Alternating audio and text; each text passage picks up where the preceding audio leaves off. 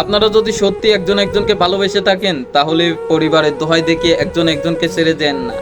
এই বাতাস জুলির মতন একজন একজনকে শক্ত করে ধরে রাখুন। পরিবার কি? পরিবার তো 1 বছর 2 বছর সর্বোচ্চ 3 বছর পরে একদিন না একদিন মেনেই নিবে।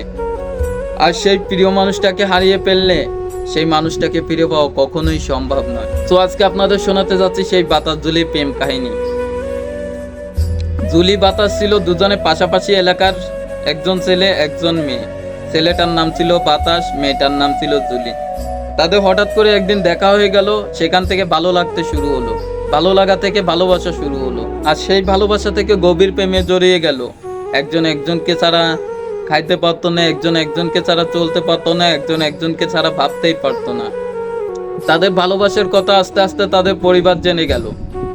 তাদের পরিবার মেনে নেয়নি এই সমাজ। কারণ বাতাস ছিল মধ্যবিত্ত ঘরের সন্তান আর জুলি ছিল উচ্চ ফ্যামিলির মেয়ে। তারপর জুলিকে তার পরিবার বন্দি করে রাখলো ঘরে, যোগাযোগ করতে দিল না বাতাসের সাথে।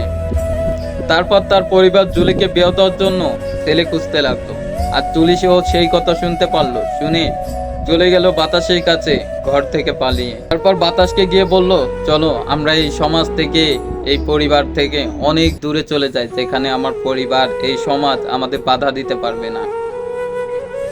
তারপর সেখান থেকে তারা চলে গেল সেই অনেক দূরে তামিলনাড়ুতে, যেখানে তাদের পরিবার, তাদের সমাজ বাধা দেওয়ার মতো কেউ নাই। আর সেখানে গিয়েই তারা বিয়ে করে নিল। সো আপনারা যদি সত্যি একজন একজনকে ভালোবেসে থাকেন তাহলে একজন একজনকে ছেড়ে দেন না পরিবারের দোহাই দেখিয়ে। আজকে দেখুন সেই বাতাস জুলি কতটা বাধা অতিক্রম করে গিয়ে এখন তারা সুখের সংসারে ঘর করতেছে। তাদের পরিবারও এখন মেনে নিছে, আর এখন তারা বাবা মা হতে চলেছে। তো বাতাস জুলির জন্য সবাই দোয়া করবেন। ভালো থাকবেন সবাই। আসসালামু আলাইকুম।